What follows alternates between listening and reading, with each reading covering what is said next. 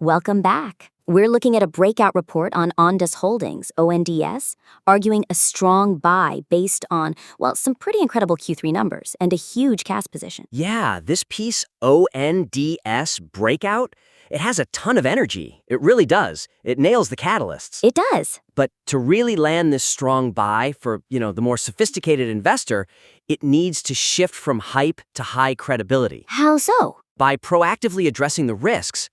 We're talking about a high-growth execution stock here, making some really big, expensive moves. Right. That's the core of it. The report is so focused on the good news, the 580% growth, that $840 million in cash, the price target. It's all catalysts. All catalysts, but it's an almost completely unmitigated bullish case.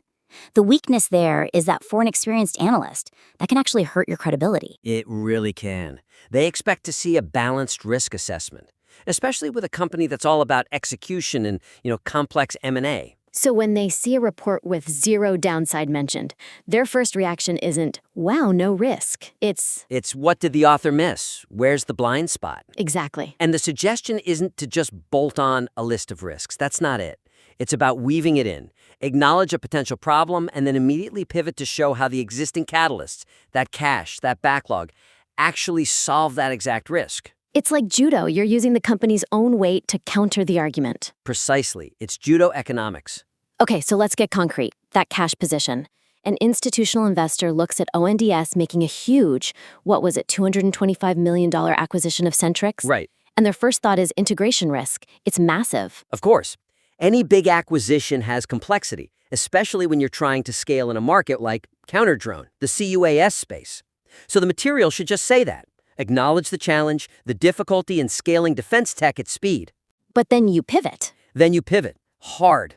You explain that the $840 million in pro forma cash is what gives them the stability, the patience to get that complex integration right. So the cash is really an insurance policy. It is. This war chest isn't just a number on a balance sheet. It's a security buffer. It means they won't be forced into, toxic financing if the rollout takes 18 months instead of 12. And that fundamentally de-risks the entire story. That's the narrative the report needs. Okay, let's apply that same logic to the operational side. They have this really aggressive guidance. What is it, $110 million for 2026? Very aggressive. And hitting that, that's fraught with execution risk. Supply chains, hiring, you name it. So you acknowledge that. You say, look, this is a steep curve. It sounds like a stretch goal, yeah. But then you immediately show how the $40 million backlog acts as a guaranteed revenue floor. Ah, that's the key. That backlog buffers them against those short-term hiccups. It turns what looks like a risk, that aggressive guidance, into a sign of management's confidence because it's already backed by contracts. So you're using the backlog to prove the guidance isn't just wishful thinking. It's not aspirational. It's operational. A huge chunk of it is already locked in. Okay, that makes perfect sense. And it actually provides a great bridge to our second point, which is about how the market is reacting to all this. Right. No report would be so much stronger if it structurally linked the technical chart setup directly to all this fundamental news. Yes. Make the technicals a confirmation of the thesis, not just another section. Because right now, Section 5, the technical analysis, it feels a little isolated. It talks about the $6 support level, the breakout past $7. All the right points. The whole breakout idea. But it feels disconnected from the why, from the earnings beat, the acquisitions. And the weakness there is that it makes the chart action look like a coincidence. Just, positive market drift, not a direct result of the company's performance. It lets the reader think it's just noise, not institutional money validating the story. Exactly. So the suggestion is to rework the flow. The technical analysis isn't an independent fact. It's the market's reaction to the fundamentals.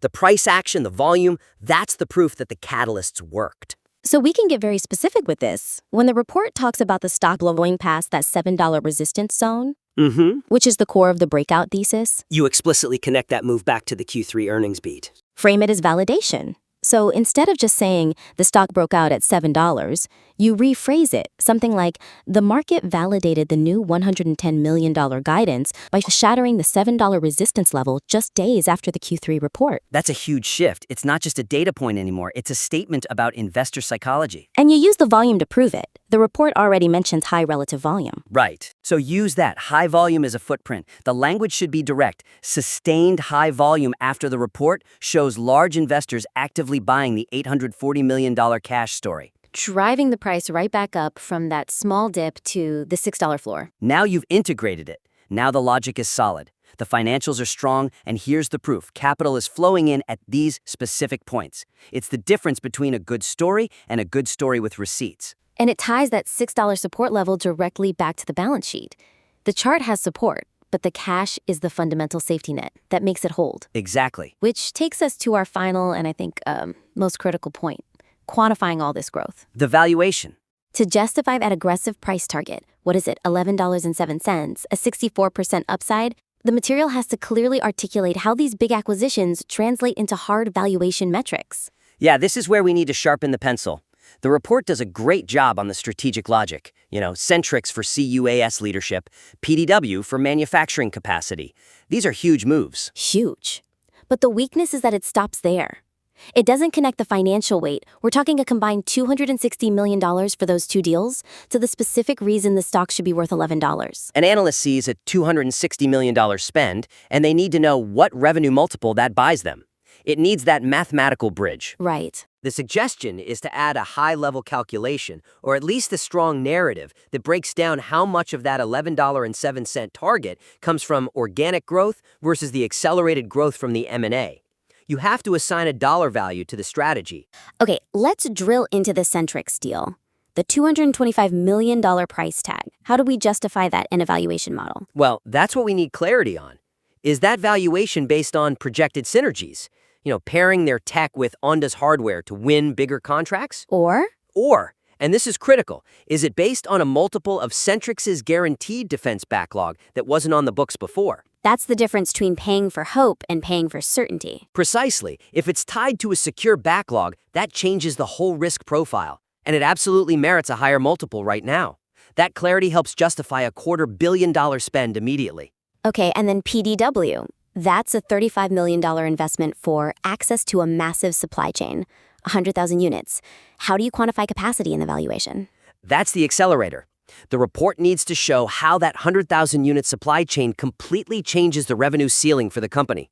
Before, hitting that $110 million guidance was all on ONS to slowly, ramp up production. Organic, slow, and risky. Very. Now, with PDW, that $11 target is suddenly much more achievable because their potential capacity just exploded. It's buying scalable infrastructure, not just tech.